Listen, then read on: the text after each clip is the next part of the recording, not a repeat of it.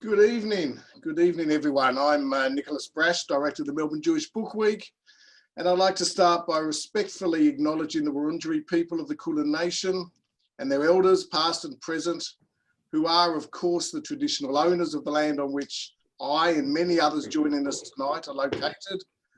I also acknowledge the traditional owners of lands across Australia, their elders, ancestors, cultures, and heritage. Welcome to the second Tuesday of the month, firmly entrenched as Melbourne Jewish Book Week evening.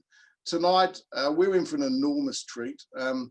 This session, which we've titled Reconciliation, Identity and Imagined Futures, may go just about anywhere, and I can't wait. Before I introduce our guests, can I please ask you to stay logged in at the end for just a couple of minutes while I tell you about next month's event? And also, if you have any questions for our guests tonight, if you could type them into the Q&A function, which you'll find at the bottom of your screen. At about 20 to 9 or so, we'll start responding to some of those questions. And of course, we can't answer them all, but please, that's the place for them. Don't put your hand up, just put them in the Q&A. Thank you. So to tonight and tonight's guests, Claire G. Coleman is a Noongar woman whose ancestral country is on the south coast of Western Australia. She writes fiction, essays and poetry. She is a firm and important fixture in the Australian literary landscape. Her debut novel, Terra Nullius, was shortlisted for the Stella Prize, while her second novel, The Old Lie, has deservedly received critical acclaim. Her stories, it's fair to say, take readers to places where familiarity is fleeting. Joining us from New York at the ungodly hour of 5 a.m, so thank you so much, is Shay Swisher, aka Manish Tana. He's a New York-based African-American Orthodox rabbi, author, writer, educator, playwright, and public speaker, whose work on racial and religious identity and culture and how their intersections manifest in America tackles prejudice, bias, and ignorance head-on. And what a time to have him as a guest with everything that's going on, not only in his country, but around the world. And moderating this event, I'm very pleased to be able to say, is Melbourne-based Isabelle Oderberg, a freelance journalist. She's been regularly published in The Guardian, ABC Life, Beat and Arts Hub, previously worked for Reuters, Dow Jones, AAP and News Corp. She was Australia's first social media editor, sat on the Melbourne Press Club board for 5 years, was a founding member of Women in Media Victoria, and she's currently writing a book, Hard to Bear, which is a journalistic response to pregnancy loss. And you can find out more at her website, hardtobear.com. But without further ado, the words I love to say, Izzy, I hand the reins over to you. Thank you.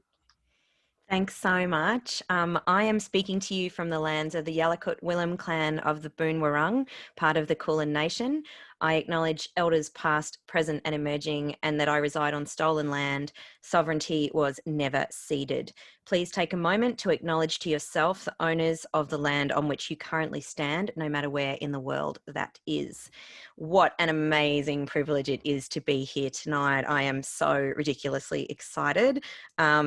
I was thinking that we could start this evening with some reflections on the year that is almost, thank God, at an end, and then see where that takes us, go on a little journey of our hopes and dreams for 2021 and beyond. And after the year we've had, I think we all need to be looking firmly forward. So Claire, I wanted to kick off with you. In Australia, we have a racist at Kirribilli. There have been 8 deaths in custody this year, taking the total to 441 since the 1991 Royal Commission. Melbourne's BLM rallies continue to be blamed for the spread of COVID-19, despite not a single case being linked to them. And the gap isn't so much closing as getting wider and becoming a gaping chasm. How's your 2020 been, Claire? My 2020's been at this desk for the most part. It's been an interesting and horrific year. As a writer of dystopias and apocalyptic fiction, it's kind of been a race to see if I can come up with any scenario wilder than what's actually happening. Yeah, as crazy as I can think of the maddest imaginable things to happen, and things are even more insane than I expected. So it's been a bit of a difficult time. And the Black Lives Matter protests in Australia, they got blamed. They get blamed for everything. It's always the same people. I've noted before that it's quite possible that the same people who were arguing that the Black Lives Matter protests were the cause of a cluster that never happened. I suspect some of them are the same people who are in the anti-mask marches. And I'm sitting here with my entire industry shut down. The whole of the arts is completely shut down. I went from touring on an almost weekly basis, book touring almost weekly until February, to in my house from February till now. And I'm watching idiots who claim that COVID-19 isn't real. So it's been a bit shit of a year, and I wouldn't hesitate to say that. It has. I mean, I don't think anyone could deny that, no matter where they are. Shais, your turn. In America, there's the president of the United States has COVID-19. His best mates are the white supremacist Proud Boys who are hanging out, waiting for him to give them some kind of sign. There are 8 million cases and almost 200,000 deaths from the coronavirus. And in the year of Black Lives Matter, no one is likely to face any sort of real punishment for the murder of Breonna Taylor. How's your year been, Shais? Well, when you put it like that. Let's be real, right? Let's be real here. It's been an insane roller coaster of a year. I'm actually glad that we just got out of Rosh Hashanah, because maybe 2020 wasn't the problem and 5780 was actually the problem. So now that year's already done. But I really hope you're right. Especially for somebody that inhabits the different amount of identities that I do, it was pretty much a year-long tennis match where,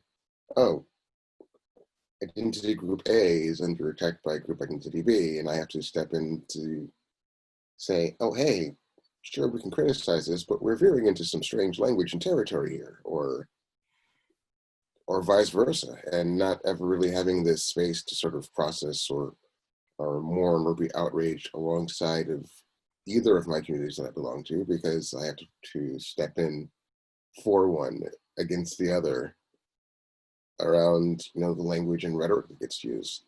And it's been a ride. Yeah. It's been a ride. I'm going to come back to the two communities that you that you're part of and the way that they interact within your life. I am going to come back to that theme. But I just want to first look at some of your writing as well, and Claire's. Claire, you've been flooded with deadlines for your third book after your debut novel, Terra Nullius, and your second book, The Old Lie. Can you just tell us a little bit, just to frame the conversation, about your upcoming book and what we can expect and some of the themes you're exploring as we go further into this conversation? I haven't spoken much about my third book yet, but I don't mind giving you a few clues. Ooh.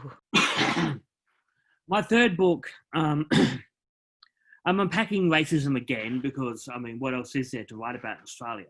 Australia is a racist shithole. But in this case, I'm unpacking or analysing what would happen to an isolation of society that cuts out all the people that they don't like. In other words, what would happen if the Peter Duttons of the world managed to create a community that removes all the people that Peter Dutton doesn't like? So all the LGBTIQ community and all the people of colour are not in the city, and what happens to that city then? That's basically what I'm looking at. So we're not living in enough of a dystopian nightmare. You want us to read, put ourselves into your written literary dystopian nightmare as well. Is that what I'm taking from this? Yes. Because, Okay. and also, I'm kind of working on also in the same novel looks at how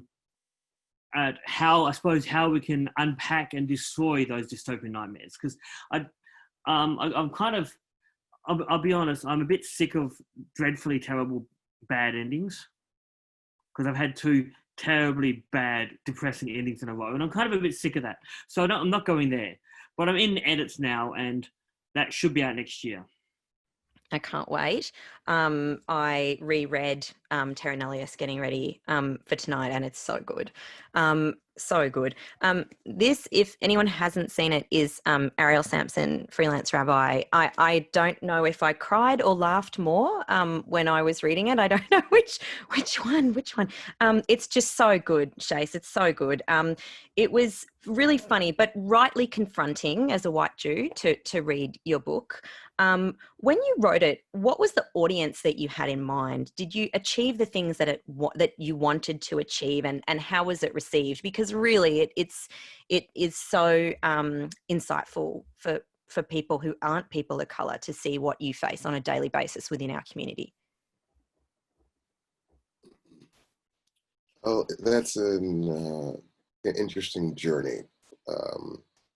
Like you said before, I'm also a writer and speaker. That is not the plan I had for my life, least of all Rabbi. I wanted to be a screenwriter. I just wanted to write about dragons and elves and all that fun stuff. But I realized, hey, there's not a lot of, Black Jewish screenwriters, not a lot of Orthodox Jewish screenwriters, not a Black Jewish Orthodox screenwriter. So maybe I should, write a screenplay sort of for the culture. And I ended up with a 263-page screenplay. And if you do screenwriting, you know that pretty much one page is roughly a minute on screen. And I was like, no one is going to sit here for 4 hours. And at the end of the day, I felt like it was sort of superficially touching on the issues that I wanted to talk about, because there really wasn't a vocabulary or dialogue around Jews of color or that experience. And so that's when I started blogging as Manish Shana, to sort of create that dialogue. So I can eventually, in some future dates, like come out with this screenplay in this movie. And then after about 10 years of doing that, I revisited the screenplay. I was trying to bring it out in some kind of medium the entire time. And then, the novel came out as it was. And it wouldn't have come out if I weren't Manish Shana, but I wouldn't have been Manish Shana if I hadn't written it. So it's a weird cyclical kind of Ouroboros. And it's been pretty well received, at least from what I've heard. And the audience was really everybody. That's the reason why I write and I speak, was for everybody across, again, the multiple identities that I have, about the different conceptions of Jewishness, of Blackness, of Orthodoxy, of all those things. I would watch the movie. So yeah, go ahead and get that done, would you? Because I really want to watch that movie. Claire, your Terra Nullius, it won several prizes and it was shortlisted for many more as well. What about it do you think captured the collective attention in Australia so effectively? Was it the content or the timing or both? I think it was both. I think and I think nearly always when a book is successful, it's a combination of I always say it's hard work, talent, and luck. If you're missing any one of those three, you'll never get anywhere. If you release a great book at the wrong time, it'll never work. I think the reason Terra Nullius worked is the ability that it has to cause a profound change in the reader. And that means that everyone who's read it and had that profound change wants everyone they know to have that same experience. So although it grew very slowly, largely because of lack of publicity and reviews, it was kind of ignored by the literary industry at first. The word of mouth has been extraordinary. And I think it's because anyone who's read Terra Nullius wants all their friends to read it, and I hope that continues, because the sales haven't yet kind of dropped off very far, which is great. And I also think it is a timing, because times are in a bit of flux in Australia. We've got a combination of racism getting more rabid, while the anti-racists are finally standing up. And so Can you not touch on topics before I ask my question about them, please? That's really inconvenient, like with anti-racism, because I'm going to address that later on. It's not we fair. can address it again later on. I'm sure I think there's something different to say. Okay. Sorry. So you were saying, so there's an anti-racist movement, and there's you know, people are actually engaging in the issue of race, and yeah. People are engaged more than they have in the past, almost certainly. And of course, I've always believed that at the time that something is at its weakest, that's the time it gets loudest. So while the racists are losing power, that's when they're getting most violent. So hopefully that's changing. Do you want to jump in with any view, Shais, before I go on to the next question in terms of what Claire said? Because I think she's made a couple of interesting points there about, you know, the current nature of discourse, which seems to be getting more and more aggressive. I didn't think it could get more aggressive. And then Donald Trump like stood on TV and invoked the Proud Boys. I was like, what is going on? Where are we now? What is happening? I have thoughts, but I will probably also talk over your question before you get to ask it. Stop doing that, guys. My gosh. All right. Well, I'll ask the question then, shall I? This is the question. All right, here we go. So I'm married to an Aboriginal man and the mother to Aboriginal children. So I have many, many friends and family who are Aboriginal and people of colour, but I'm constantly asked by my white friends how to be a better ally. How do I do it? How do I do it? Just give me the 10-step plan. I want to be a better ally. I am still figuring that out myself, but it seems to me that if you look at the current race discourse and scholarship, we are moving to an era of anti-racism rather than just allyship, meaning that it's not enough to call yourself an ally, you actually have to stand up and actively fight racism. So this was one of the questions I wanted to ask you both, your feeling on, you know, the new kind of era of anti-racism as opposed to just being an ally, and what that looks like and how it needs to be. Do you want us to kick off, Shais? I mean, I guess. I think the shift that's happening towards, you know, explicit anti-racism is the reason why I've never really had a problem. Like, there's a problem. People say, "Oh, this guy's being a bad ally," or choosing a good ally. That's the definition of being an ally. It's not because you like believe in what the person believes and you're trying to help them. It's that they're doing something that's beneficial for you, and the second that it doesn't, then you leave. That's allies by definition. What's really needed are co-conspirators, or people who equally have as much on the line as everyone else that they're working alongside with. And I think that we're starting to see that more with the current wave of explicitly anti-racist figures and stances, because unfortunately it's taken society to have to get to a place where everyone feels equally unsafe, where now we're seeing more, you know, anti-racism, co-conspiratorial coalescence, I'll say. Do you think it's happening loud enough and hard enough and fast enough? Absolutely not. I mean, particularly here, at least in this country, with the presidential candidates that we currently have, it's sort of that same problem of allyship, where we're not trying to get to a good society. We're not trying to get to the place where racism isn't a thing. We're just trying to get back to the place that was the status quo before, where all of these things arose from in the first place. Like, a lot of pushback that happened after Trump was this sort of sense of shock or surprise, like, how did he get elected? This isn't my country. What country did you think you were living in? The day before Trump was elected, women were being paid 70% of men. The day before Trump was elected, the government was taking lands away from Native people again for governmental profit. The day before Trump was elected, there was an entire ethnic group saying, "Hey, police, maybe don't shoot us in the face to death." So that really just means you weren't listening to those stories in the first place. I dare say there just might be a very one or two parallels, Claire. Yeah, just a few. I found that I often have those thoughts that racism. It's not that people suddenly notice racism, and in Australia, when there's a racist attack or police murder an Aboriginal person in a prison or something along those lines, people always say, "This is not who we are." That's what they say, and I always respond, "This is exactly who you are."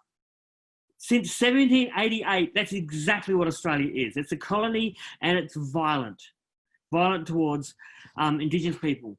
People forget that that we had the White Australia policy, that the last laws from that time were only ended in the 70s, and the last stolen generation children were my big brother's age. So we think about all that, and the fact that there's still just as many Aboriginal people dying in custody as before. This is what racist and horrible is exactly what we are. And to me, the thing that's changing is not that suddenly people become anti-racist because suddenly everybody's racist. We're not becoming anti-racist because suddenly the Proud Boys exist. The reason the majority of, not the majority, the reason there's a rise of an anti-racist movement is for the first time, the people who aren't direct victims of the racism have actually noticed it. It's like for the first time, it's in their face, like, oh my God.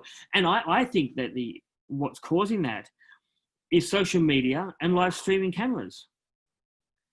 That's what changes. That's the fact that when an Aboriginal person gets killed in custody, their family is on Facebook that day telling everyone about it. And when an African American person is shot by the police in the USA, 90% of the time now it's caught on camera, and that's what's making the difference. It's not that we are suddenly suffering racism; it's that the people who are the perpetrators of the racism or the same skin color as the perpetrators of the racism can finally see it, and that's hopefully going to continue. And hopefully, people stop saying, "Oh, there's no racism here," because there always has been. Yeah, and I would acknowledge, that today would have been Kumanjai Walker's 20th birthday, had he not been shot twice at close range in his own house by the police. And, just this morning, I woke up to, the footage of, a black man in America getting stopped by police crossing the road, having just been shopping where he works at, Versace, and being checked for weapons and being, hands behind your back for jaywalking. So, I guess it's a good thing in the sense that we can see it more visibly and show the pain of it all, in some senses. Shais, I read that you're planning to open a Jewish community centre with YLove, that will be focused on Jews of colour primarily, although open to everyone. I guess I don't know how that plans, whether it's open yet or how the plans are going given what's happening at the moment in New York. But anyone left listening to the experiences of Jews of colour is left with zero doubt that those safe spaces do need to exist at this point. But does that make you sad that those safe spaces need to exist in the Jewish community in 2020?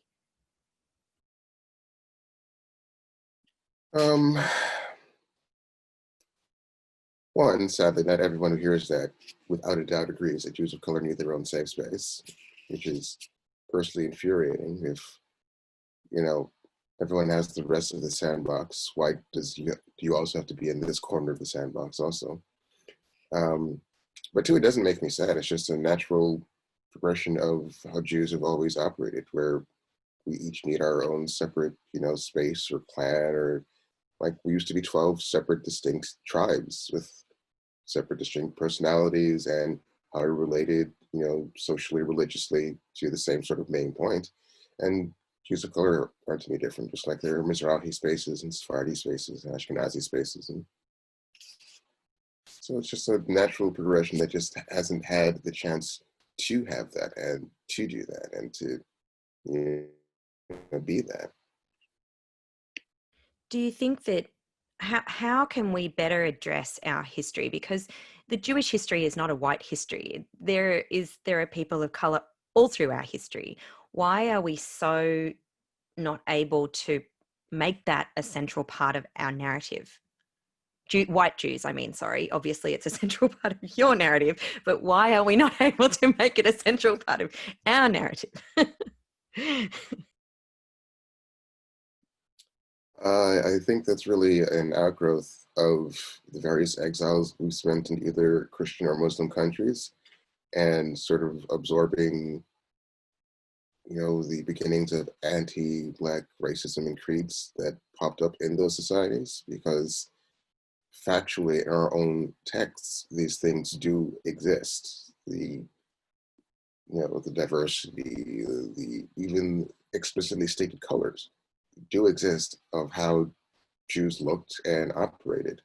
And we've sort of ignored those the same way that we've absorbed misogyny into Judaism, or all the other isms that aren't actually urbane or germane to the text or the theology. And it's just an outgrowth of assimilating even in that way. In terms of the BLM movement, which just, which really took on a whole new, I guess, emphasis this year with everything that's been going on across the world. Claire, do you have any observations about how that movement has been received in Australia, and how we've sort of had our own BLM moment here with our rallies? I've had so many observations. I got so many. The classics are the standard Australian political response to BLM rallies is to say, and I can't remember which politician it was, but it was definitely a Liberal Party politician. And Shais, the Liberal Party in Australia are actually our hard conservatives. So that in case that confuses you. A Liberal Party politician said something along the lines of, we don't need BLM protests in Australia because we don't have police brutality here. Kumanjai Walker would be 20 today. Kumanjai Walker. No. This is what they said. This is what they say. We don't need it here. We don't have those problems here. Which, of course, Australia was founded on police brutality. The first Aboriginal person seen by James Cook when he landed in Sydney, his first landing in Australian soil, he shot at the first people he saw, and that's the foundation of Australia. White people shooting at Black people is the very foundation of what this country always has been. And of course, there's been issues around how do we frame Black Lives Matter in Australia, because there's been a tendency to frame Black Lives Matter as we should be protesting for the right to safety for African American people in America, and a lot of Indigenous people saying, well, that's ridiculous, you're on our soil, why don't you protest for us to have safety? Instead of, as well as, but you can't think of the idea of that Black Lives Matter and ignore the Aboriginal lives who we have suffered potentially, well, certainly a world standard genocide here. We went from having the only population on this continent to being 3% of the population. So I think it's important to understand that that genocide happened here and genocide is ongoing. And I think we need to remember that Aboriginal lives matter, but also the lives of any person of colour matters. And Australians have, we have Islamophobia, we have xenophobia, any hatred of any race of people you can imagine is believed by a large segment of the Australian population, and that really has to change. And we also have huge issue with anti-Semitism as well, and it's getting worse because it's becoming more acceptable. Shais, in terms of the BLM movement in America, can you tell me a little bit about how it was received within the Jewish community? And also, there have been concerns around it being performative among white people, but also commercialized and corporatized. Can you tell me a little bit about what you're seeing over there? Sure, but first I have to say, Claire, when the response was, we don't need a Black Lives Matter movement because we don't have police brutality. And you were saying earlier about the latest victim in Australia who was shot twice in his own house. I was like, wow, only twice? Like the Australian police there, they really have restraint. It's over here, like after 70,000 bullets. So it's a very interesting, sad sort of comparison. But in the Jewish community, Black Lives Matter, it's a very ridiculously fraught topic for no reason, because there's no reason why saying the words or believing that Black Lives Matter because your life matters should be a political thing any more than never again for Jews in general should be a political thing that has to be like explained or like deconstructed or whatever. And it's just a lot of willful conflation. And at least here in too many Jewish spaces, there are sort of retroactive reasons that are explained for why there isn't support for Black Lives Matter. It was 2016 that the Movement for Black Lives, which is an umbrella sort of cluster of Black Lives Matter affiliated groups, created a platform, a multi-point platform, and within one of the footnotes of one of the side bullets mentions Israel and says it's apartheid or possibly commits genocide, but the actual main point was sort of divesting America from international conflicts across the world. So Israel just used as sort of an example of that towards that point. It was less than 2 sentences of this huge document. Yet the response from a lot of mainstream Jewish organizations was, oh, Black Lives Matter is, anti-Semitic. One, it wasn't Black Lives Matter, it's the Movement for Black Lives, which is kind of affiliated with it. That's just conflating everything. We can't do anything with any of them because we're not really paying attention to who's saying that, and everybody essentially just looks the same. And for Jews of color, it was sort of a kick in the face that many mainstream Jewish organizations weren't supporting Black Lives Matter because of a stance on Israel, where it's like, so because of their policies that have no practical effect on a country that we don't live in, you're not comfortable saying us in our backyards maybe shouldn't get shot to death? If you're having problems just saying those words. So it's been interesting. Is it painful? You seem pained, even having to articulate that. It seems like a no-brainer, but it must be just incredibly difficult to process. I mean, you're part of the community, so. I don't know if pain is the right word. It's just not even exasperation, just awe. Like the same awe that I'm seeing during COVID, where, you grow up on zombie movies and you're like, people aren't going to be that dumb. And then you see anti-maskers and you're like, there it is. I apologize to every apocalypse movie ever. There's an entire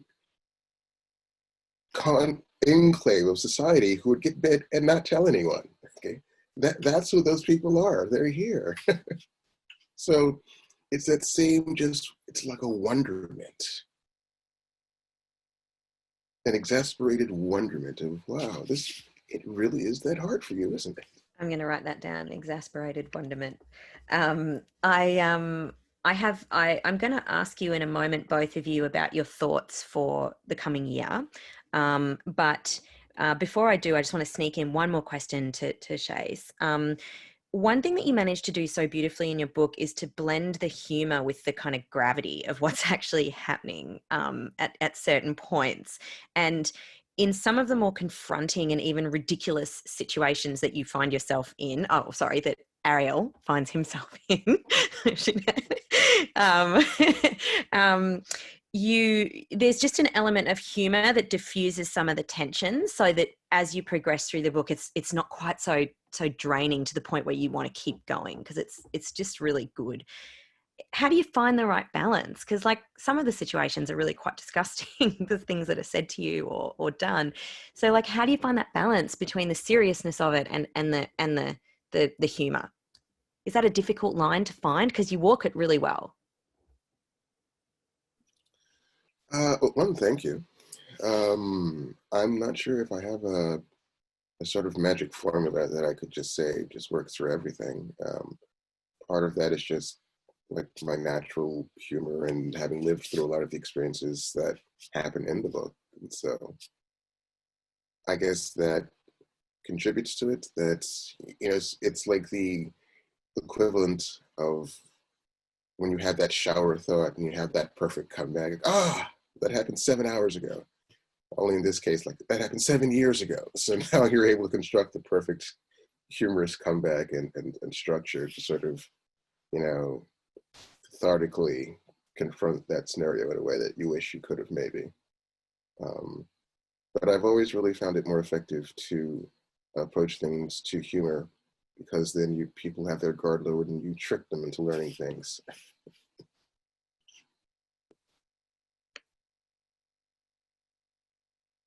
Okay, I'm going to ask about what you're hoping for the year to come. But Claire, I'll ask you first because you've had a minute to think, and I'll give Shais a minute to let his brain do some work about what he wants for the coming year.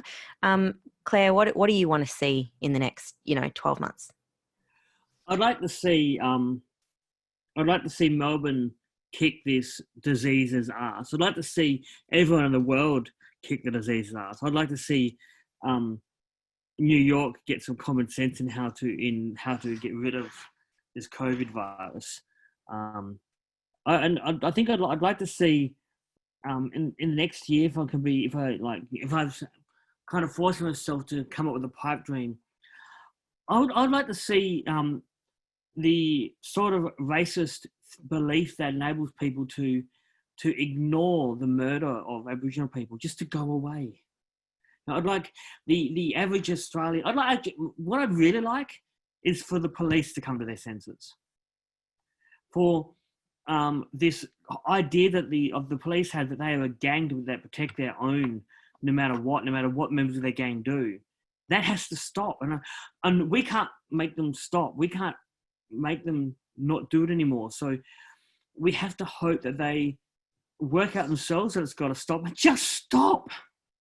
Just stop. I want a t-shirt. It's like the Nike swish, but it's just stop. Shais, I just want to briefly let you respond to what you're hoping to see in the coming 12 months. And then we're going to move into the Q&A.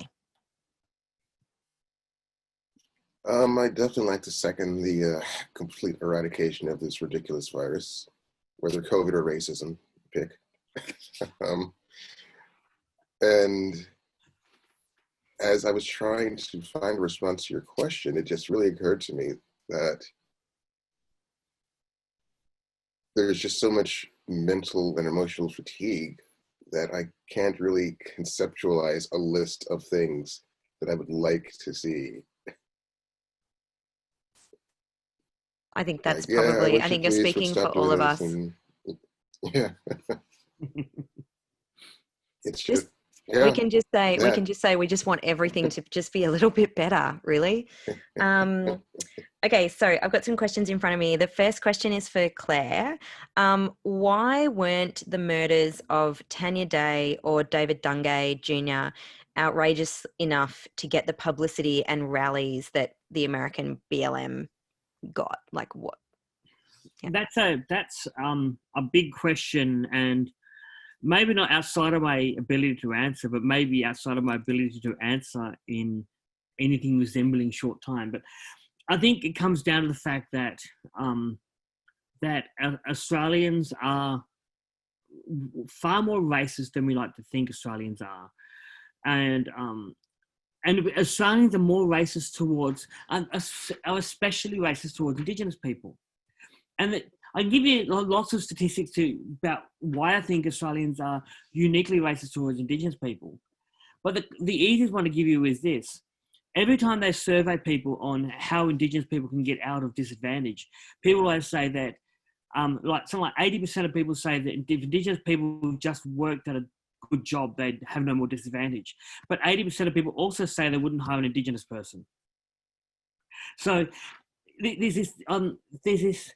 this thing where Australians think that if anything that's wrong with Indigenous people, like our poverty or the police brutality, it's our fault. But then no one will take away their contribution in what is causing these problems.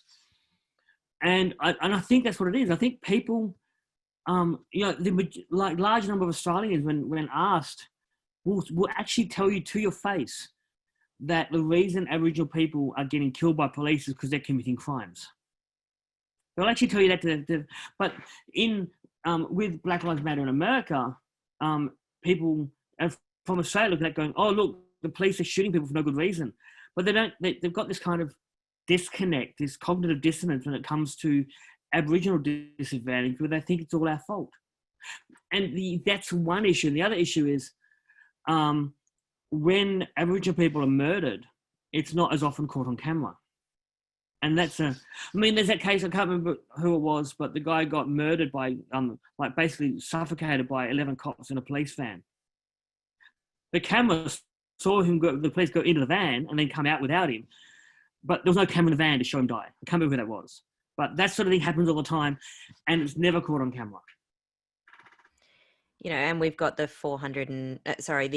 all of the recommendations from the 1991 Deaths in Custody Royal Commission, and how many have been implemented? Is it none? No. Yeah. Okay, just double checking that had nothing had changed since this morning when I checked, because I check every day hoping maybe one might just make it through. Shais, a question for you. Why do you think there's such a high level of support for Trump among Orthodox Jews in New York?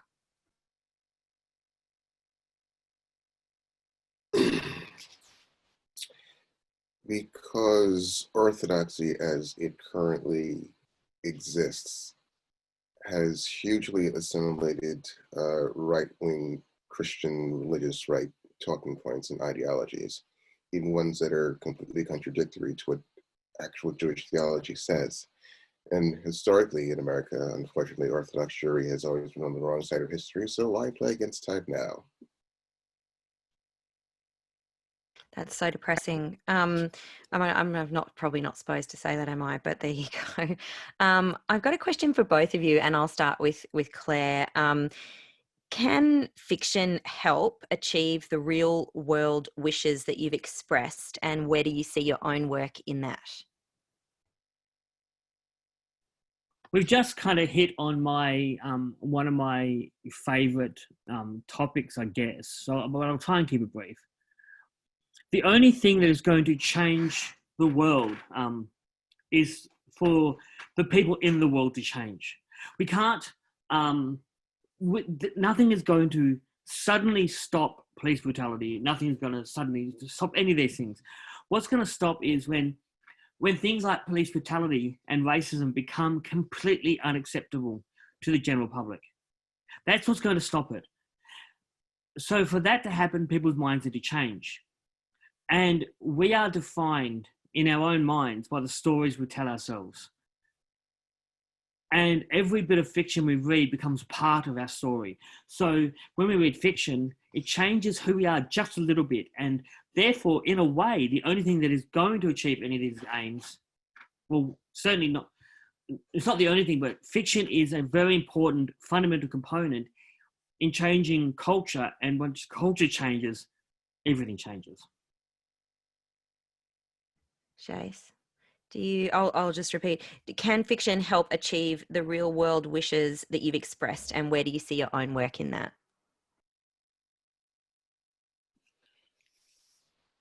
I want to say something similar to Claire. I don't think that there's, one magical pill of a book that's going to change the world. The role I do think that fiction can hold is for the people that are not as represented as much to see themselves in stories and feel more seen and more empowered personally. But the world isn't going to change from that. That's the people who have the power have to be the ones to change. And those aren't the people that the stories are about. There's tons of stories. There's tons of religious edicts. There's tons of everything. Like the state of the world shouldn't be what it is.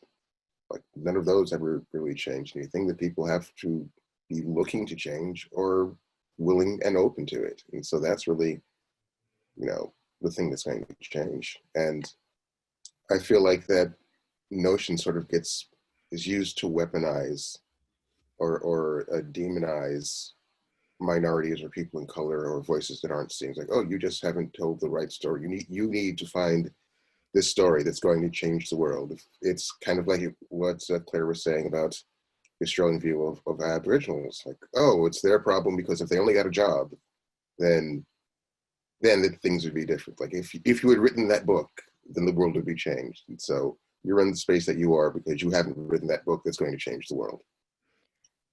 But what you said was that we need to change the people who have the power. Are you referring to the upcoming election, or are you talking about ideologically? Like what do you mean by that? I just mean ideologically as a society, not necessarily directly political figures in power, as people who run companies or who hire teachers, just everyone those little rungs that create the ladder, every one of those individual bars that create the cage, that's what has to change. A question for both of you again. Are you able to write through these tumultuous events, and do you think you're writing out of them or writing against them? Shais, shall I kick off with you this time? I haven't been writing anything. I just is that just because just can't get into it? Just can't get into the headspace of creating a different terrible version of the world, because that's what a lot of fiction is. It's imagine this bad thing happened, and now let's figure out a different way. And there is enough actually practically happening where it's like, why imagine something instead of just trying to live through the apocalypse of the now? Claire, can I ask you the same question? I know that you've had like 3 big editing deadlines, and you have been writing, and you've had essays. I saw there was an essay in Mianjin not too long ago. So you have been writing. Do you feel like you are writing out of these events or writing against them?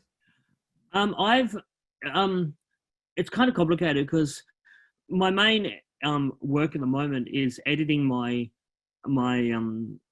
novel, which was started well before COVID-19 happened. In fact, my publisher bought it in January, just before it all went berserk. So it was that kind of predates it.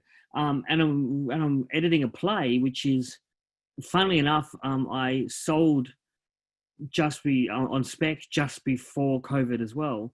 And weirdly though, the play was about people surviving a disease apocalypse. And I started writing that before COVID happened. So this is your fault. You're saying this is your fault? Like everything that's happening now is actually your fault? And yes, but also since COVID happened, I've won a novella prize and written 3 short stories directly inspired by COVID-19. So kind of I'm writing before and through it, and because of it. It's just, and I think it's because it's my only gig. It's the only thing I do. It's either write about it or do nothing. So I've been writing about it. I'm stuck at my desk. What else am I going to do? Another question for both of you. Do you see the emerging generation, our youth, having to deal with the world we are giving them, or do you see enough activism and belief among them that indicates they may be able to change it?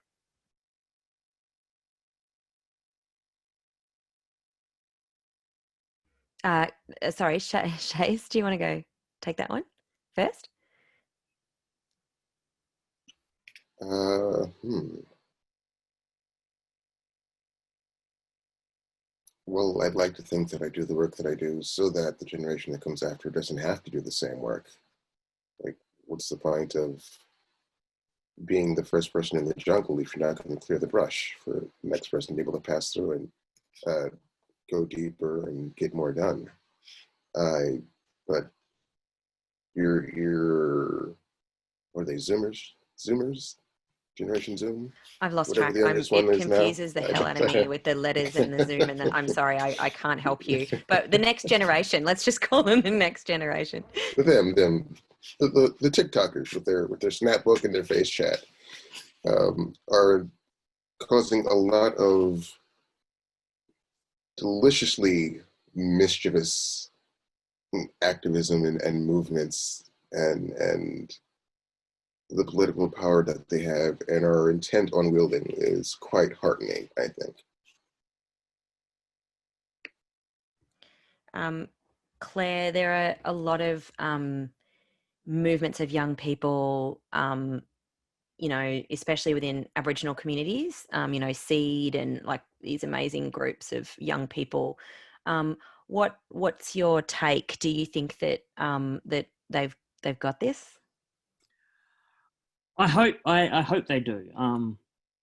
The problem is that the young one's younger than me. I mean, I'm Generation X, and it seems that at the moment, Generation X have been quite villainous, and that's kind of insane because we were all punks in our day, really, and we're being all like our Prime Minister is a Gen X guy.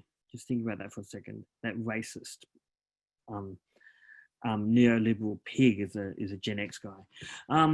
But I do think they've got this. They certainly need our help, and I think I'm at the age now where where I'd like to think that my job is now to step back and give the people younger than me the tools to fight against the mess that's been left for them. We've left a mess, and my parents' generation, the baby boomers, have left a mess. And I think I'm just reminded of a thing I read years ago. Someone said that almost every book or movie aimed at young people now, or aimed at millennials down, involves teenagers having to start fight a war against their parents.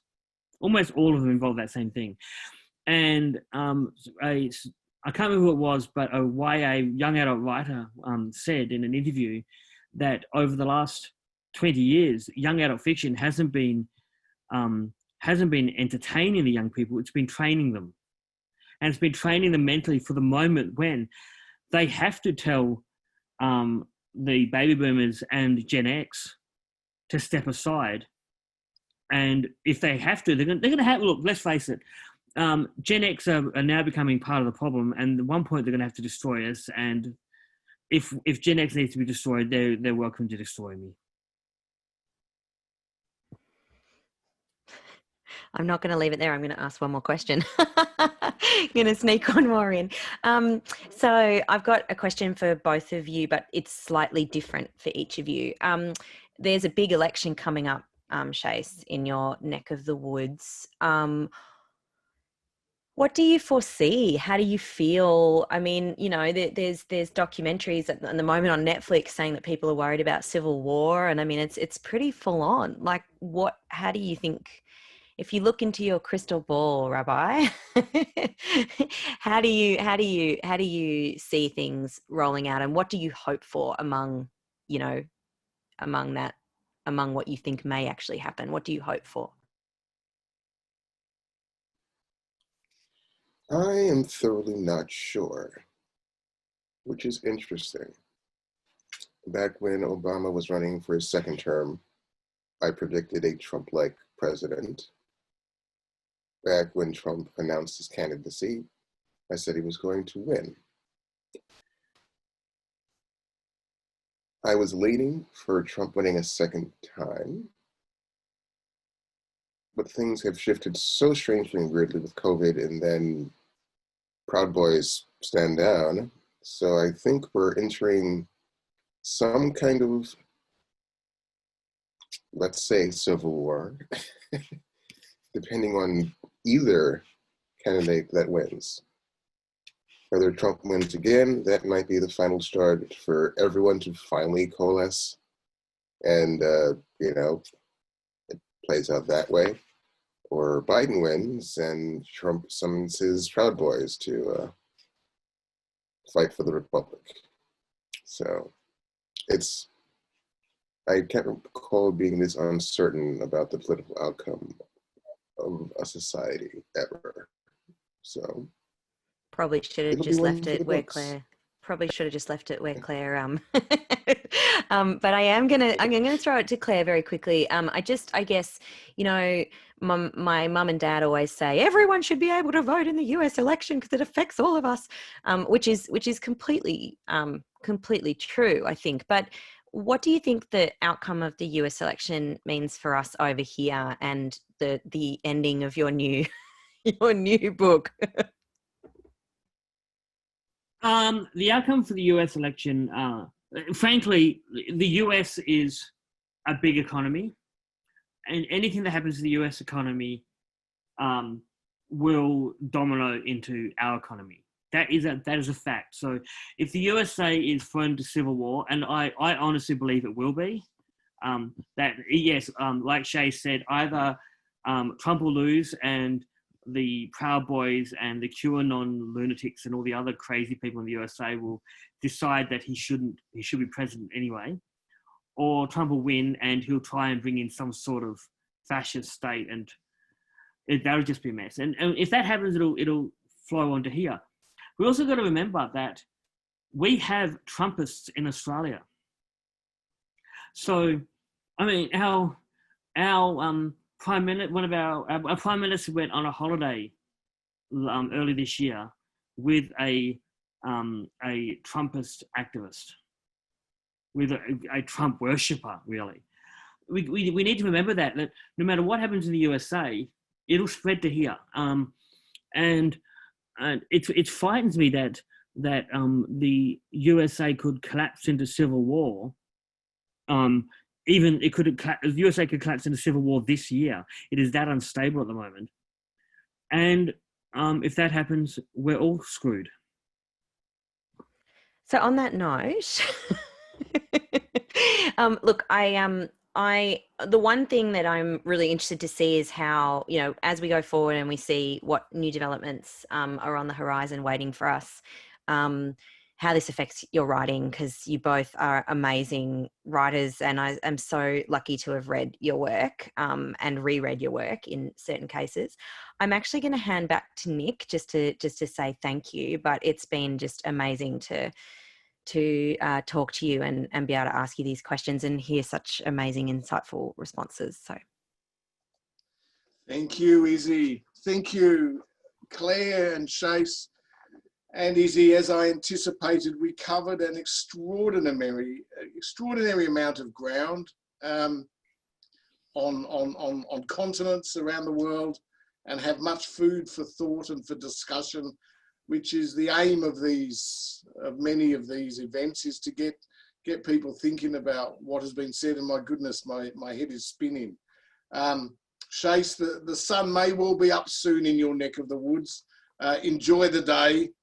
Enjoy the coffee, and to Claire, let's hope that you get to promote your next book at face-to-face, or at least mask-to-mask signings and festivals. And before you all go, or everyone who joined us tonight, thank you so much for joining us. I'd just like to let you know what we have coming up next month on the second Tuesday of November, of course, which is the 12th of November. Don't get it mixed up with the traditional first Tuesday of November, which is the Melbourne Cup. We're 1 week after that. We will be presenting our summer reading guide, where Tali Lovey and Graham Presser, Alyssa Goldstein will be telling you about the books that they are most looking forward to reading over summer, their recommendations. So have your pen and paper ready for their recommendations, or in other words, stand back and stand by.